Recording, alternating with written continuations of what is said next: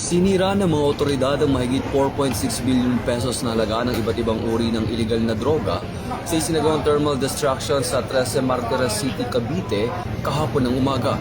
Ganap na alas 9 ng umaga nang simula ng pagsira sa Integrated Waste Management Incorporation kung saan 1,136.55 na kilo na solid at 657.13 mm na liquid na illegal substance ang sinira.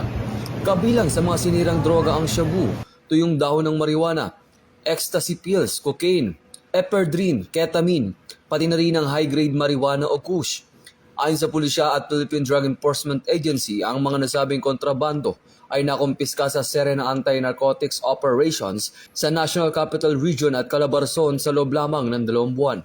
Kasama rin sa sinira ang mga sako ng shabu na natagpuan na palutang-lutang sa karagatan, sakop ng Palawan. Mula dito sa National Headquarters ng Philippine National Police, ako ang inyong PNN correspondent, Patrolman Edwin Baris, alagad ng batas, taga-taguyod ng Balitang Pulis.